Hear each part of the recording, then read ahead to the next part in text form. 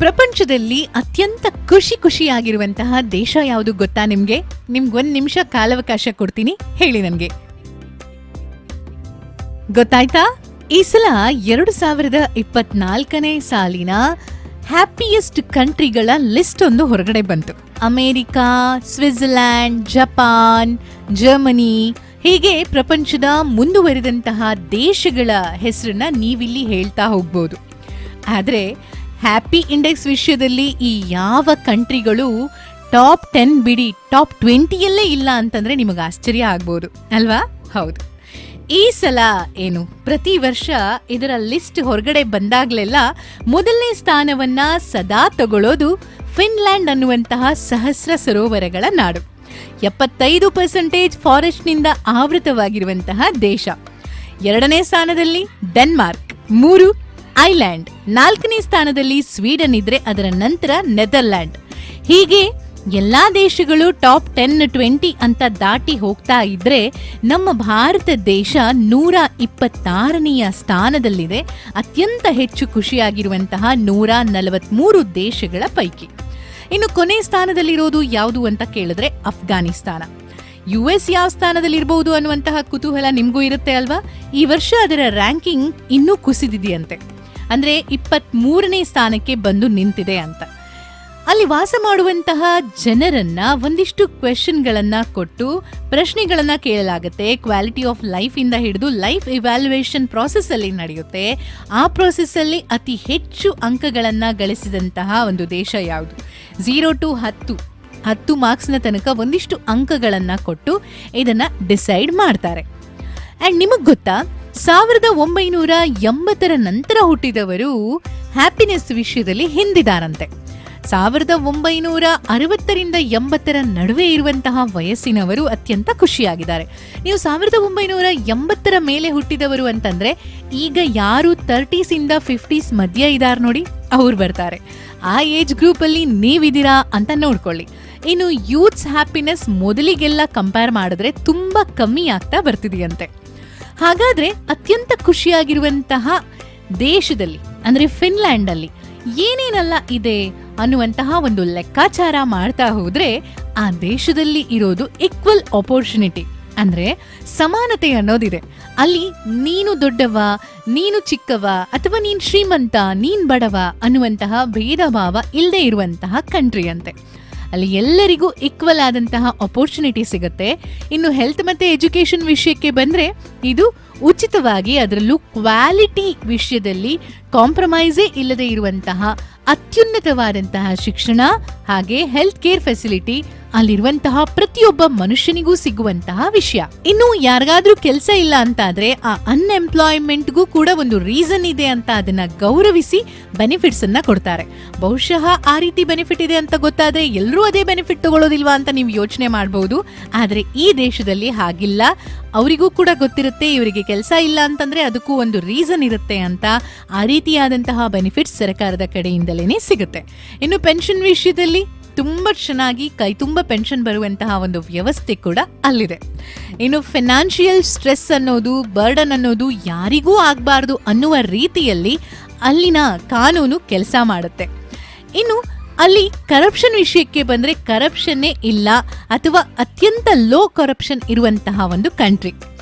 ನಂಬಿಕೆ ವಿಷಯಕ್ಕೆ ಬಂದ್ರೆ ಅಕ್ಕಪಕ್ಕದ ಮನೆಯವರಿಂದ ಹಿಡಿದು ನಮ್ಮ ಸುತ್ತಮುತ್ತ ಸಮಾಜದಲ್ಲಿ ಸಿಗುವಂತಹ ಪ್ರತಿಯೊಬ್ಬರ ಜೊತೆಯಲ್ಲೂ ಕೂಡ ಒಂದು ವಿಶ್ವಾಸಾರ್ಹವಾದಂತಹ ರಿಲೇಶನ್ಶಿಪ್ ಈ ಕಂಟ್ರಿಯ ವಿಶೇಷತೆಯಂತೆ. ಹಾಗೆ ಇನ್ನು ಗವರ್ಮೆಂಟ್ ಕೂಡ ಹಾಗೆ ಜನರ ನಂಬಿಕೆಯನ್ನ ಉಳಿಸ್ಕೊಂಡು ಹೋಗುವಂತಹ ಒಂದು ಕೆಲಸ ಮಾಡುತ್ತೆ. ಅಲ್ಲಿ ತನ್ನದೇ ಆದಂತಹ ಒಂದಿಷ್ಟು ಗುಂಪುಗಳಿರುತ್ತೆ. ಆ ಗುಂಪುಗಳು ಕೂಡ ಪರಸ್ಪರ ಸಹಕಾರಿಯಾಗಿದ್ದು ಪ್ರತಿಯೊಬ್ಬರ ಸಮಸ್ಯೆಯನ್ನ ಸಾಲ್ವ್ ಮಾಡೋದ್ರ ಬಗ್ಗೆ ಹೆಚ್ಚಿನ ಗಮನವನ್ನ ಕೊಡ್ತವೆ. ಇನ್ನು ಆ ದೇಶದಲ್ಲಿರುವಂತಹ ಪರಿಸರದ ಬಗ್ಗೆ ಕೇಳಿದ್ರೆ ನೀವಂತೂ ಆಶ್ಚರ್ಯ ಪಡಬಹುದು. 75% ಪರಿಸರ ಅಂದ್ರೆ ಗ್ರೀನರಿಯಿಂದ ದೇಶ ಆವೃತವಾಗಿದೆ. ಅಷ್ಟೇ ಅಲ್ಲ, ಕಾರ್ಬನ್ ಡೈಆಕ್ಸೈಡ್ ನ 0 ಮಾಡುವಂತಹ ಗುರಿ ಕೂಡ ಆ ದೇಶದವರ ಎಲ್ಲರ ಮನಸ್ಸಲ್ಲಿ ಇರುವಂತಹ ಒಂದು ವಿಚಾರ ಕೂಡ ಹೌದು. ಇನ್ನು ಅಲ್ಲಿ ಪಾರ್ಕ್ಗಳ ಸಂಖ್ಯೆ ಕೂಡ ಅಷ್ಟೇ ಜಾಸ್ತಿ ಇದೆ. ಜನ ಆರಾಮಾಗಿ ಕಂಡಲ್ಲಿ ಪಾರ್ಕ್ಗಳಲ್ಲಿ ಟೈಮನ್ನ ಸ್ಪೆಂಡ್ ಮಾಡಬಹುದು. ಯಾವುದೇ ರೀತಿಯಾದಂತಹ ರೆಸ್ಟ್ರಿಕ್ಷನ್ಸ್ ಇಲ್ಲ. ಯಾರಿಗಾದ್ರೂ ಹೋಗಿ ಫಿಶಿಂಗ್ ಮಾಡಬೇಕು ಅಂತ ಅನ್ಸಿದ್ರೆ ನೇರವಾಗಿ ಹೋಗಿ ಯಾರ ಪರ್ಮಿಷನ್ ಕೇಳದೆ ಫಿಶಿಂಗ್ ಅನ್ನ ಮಾಡಿ ಖುಷಿ ಪಡಬಹುದು. ಇಂತಹ ಅಪರ್ಚುನಿಟೀಸ್ ಅಲ್ಲಿ ಎಲ್ಲರಿಗೂ ಕೂಡ ಆ ನ್ಯಾಷನಲ್ ಪ್ರಾಪರ್ಟಿಯನ್ನ ತಮ್ಮ ಸ್ವಂತ ಪ್ರಾಪರ್ಟಿ ಅನ್ನುವಂತಹ ಒಂದು ಮನೋಭಾವನೆಯನ್ನ ಕೊಡ್ತಾ ಇದ್ದಾವೆ. ಅಂಡ್ ಅದೇ ರೀತಿಯಲ್ಲಿ ಫಿಸಿಕಲಿ ಫಿಟ್ ಆಗಿರ್ತಾರೆ ಅವರು. ಯಾವಾಗಾದ್ರೂ ಟೈಮ್ನ ಸ್ಪೆಂಡ್ ಮಾಡಬೇಕು ಅಂತ ಅನ್ಸಿದ್ರೆ ಸುಮ್ಮನೆ ಹೈಕಿಂಗ್ ಅಂತ ಹೋಗ್ತಾರೆ, ಕಾಡು ಬೆಟ್ಟಗಳನ್ನ ಸುತ್ತಾಡ್ತಾರೆ, ಫ್ರೆಂಡ್ಸ್ ಅನ್ನ ಮಾಡ್ಕೋತಾರೆ, ಫ್ಯಾಮಿಲಿಯವರ ಜೊತೆಯಲ್ಲಿ ಪಾರ್ಟಿ ಮಾಡ್ತಾರೆ, ಮೋಜು ಮಸ್ತಿ, ಫಂಕ್ಷನ್ಗಳು, ಸೆಲೆಬ್ರೇಷನ್ಗಳು ಎಲ್ಲವೂ ಕೂಡ ಅವರ ಜೀವನದ ಭಾಗ.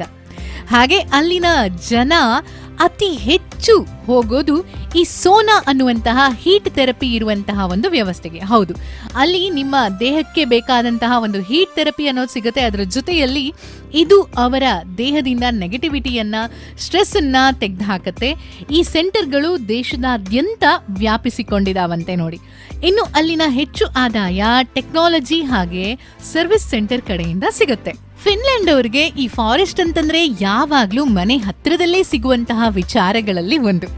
ನ್ಯಾಷನಲ್ ಪಾರ್ಕ್ಗಳಂತೂ ಒಂದು 30 ಮಿನಿಟ್ಸ್ ಹೋದ್ರೆ ಸಾಕು, ಪ್ರತಿಯೊಬ್ಬರಿಗೂ ಕೂಡ ಅದರ ಅವಕಾಶ ಸಿಗುತ್ತೆ. ಇನ್ನು ಕ್ಲೀನ್ ವಿಷಯಕ್ಕೆ ಬಂದ್ರೆ Finland cleanest in the world ಅಂತೆ. ಹಾಗೆ ಅಲ್ಲಿರುವಂತಹ ಒಂದು ಫುಡ್ ಏನಿದೆ ಅದು ತುಂಬಾನೇ ಡೆಲಿಷಿಯಸ್ ಮತ್ತೆ ಫ್ರೆಶ್ ಆಗೂ ಕೂಡ ಇರುತ್ತೆ. ಕ್ರೈಮ್ ಮತ್ತೆ ಕರಪ್ಷನ್ ವಿಷಯಕ್ಕೆ ಬಂದ್ರೆ ಅಂತಹ ಸಂಗತಿಗಳು ನಡೆಯೋದೇ ಅಪರೂಪ ಅನ್ನುವಂತಹ ದೇಶ ಇದು. ಇನ್ನೊಂದು ಬಹಳ ಮುಖ್ಯವಾದಂತಹ ಗುಣ, ಫಿನ್ಲ್ಯಾಂಡ್ ದೇಶದ ಜನ ಇನ್ನೊಬ್ಬರಿಗೆ ಸಹಾಯ ಮಾಡೋದನ್ನ ಇಷ್ಟಪಡ್ತಾರಂತೆ. ಇದು ಅತ್ಯಂತ ಹೆಚ್ಚು ಖುಷಿಯನ್ನ ಕೊಡುವಂತಹ ಕಾರಣ ಕೂಡ ಹೌದು. ದಿನಕ್ಕೆ ಒಬ್ರಿಗಾದ್ರೂ ಏನಾದ್ರೂ ಸಹಾಯ ಮಾಡಬೇಕು ಅನ್ನೋದು ಅವರ ಒಂದು ಉದ್ದೇಶ ಆಗಿರುತ್ತಂತೆ. ಒಂದು ಸಿದ್ಧಾಂತವೇ ಇದೆ ಆ ದೇಶದಲ್ಲಿ. ಒಬ್ಬ ವಿದ್ಯಾರ್ಥಿ ಕೂಡ ಪ್ರತಿದಿನ 3 ಜನರಿಗೆ ಸಹಾಯ ಮಾಡ್ತಾನಂತೆ. ಫಾರ್ ಎಕ್ಸಾಂಪಲ್, ರಸ್ತೆಯಲ್ಲಿ ಯಾರಿಗಾದ್ರೂ ದಾರಿ ಗೊತ್ತಿಲ್ಲದವರಿಗೆ ದಾರಿ ತೋರೋದ್ರಿಂದ ಹಿಡಿದು, ಯಾರೋ ಹಸಿದವರು ಬಂದ್ರೆ ಅವರಿಗೆ ಊಟವನ್ನ ಮಾಡಿಸೋದ್ರಿಂದ ಹಿಡಿದು, ಅವರಿಗೆ ರೋಡ್ ದಾಟೋದಕ್ಕೆ ಮಾಡುವಂತಹ ಸಹಾಯ, ಹೀಗೆ ಚಿಕ್ಕ ಪುಟ್ಟ ಸಹಾಯಗಳನ್ನ ಅಲ್ಲಿನ ವಿದ್ಯಾರ್ಥಿಗಳೇ ಮಾಡ್ತಾ ಇರಂತೆ. ಅಂದ್ಮೇಲೆ ದೊಡ್ಡವರು ಕೂಡ ಇದನ್ನ ಕಂಟಿನ್ಯೂ ಮಾಡ್ಕೊಂಡು ಹೋಗ್ತಾರೆ ಅನ್ನೋದ್ರಲ್ಲಿ ಯಾವುದೇ ಸಂಶಯ ಇಲ್ಲ. ಬಹುಶಃ ಇಂತಹ ವಿಚಾರಧಾರೆಗಳು ನಮ್ಮ ಭಾರತದಲ್ಲೂ ಕೂಡ ಒಂದಾನೊಂದು ಕಾಲದಲ್ಲಿ ಇದ್ದವು, ಈಗಲೂ ಕೂಡ ಖಂಡಿತವಾಗಿಯೂ ಇದೆ, ಮುಂದೆ ಕೂಡ ಇರಬೇಕು. ಆಗ್ಲೇ ಹ್ಯಾಪಿನೆಸ್ ಇಂಡೆಕ್ಸ್ ಅಲ್ಲಿ ಏನಾದ್ರೂ ಒಂದು ಸ್ಥಾನವನ್ನ ನಾವು ಪಡ್ಕೋಬಹುದು ಅಲ್ವಾ? ಅಂಡ್ ಮನೆ ಖುಷಿಯಾಗಿದ್ರೆ ಸಮಾಜ ಖುಷಿಯಾಗಿರುತ್ತೆ, ಸಮಾಜ ಖುಷಿಯಾಗಿದ್ರೆ ದೇಶ ಕೂಡ ಖುಷಿಯಾಗಿರುತ್ತೆ. ಏನಂತೀರಾ? ಒಟ್ಟಾರೆ ಹೇಳೋದಾದ್ರೆ ಟ್ರಾವೆಲರ್ಸ್ಗೆ ಕೂಡ ಸೇಫ್ ಟ್ರಾವೆಲ್ ಡೆಸ್ಟಿನೇಷನ್ ಕೂಡ ಹೌದು. ಇದನ್ನೆಲ್ಲ ಕೇಳಿದ್ಮೇಲೆ ನನಗಂತೂ ಯಾವಾಗ್ಲೂ ಅನ್ಸಿದೆ ಒಂದ್ಸಲ ಫಿನ್ಲ್ಯಾಂಡ್ ನ ವಿಸಿಟ್ ಮಾಡಲೇಬೇಕು ಅಂತ.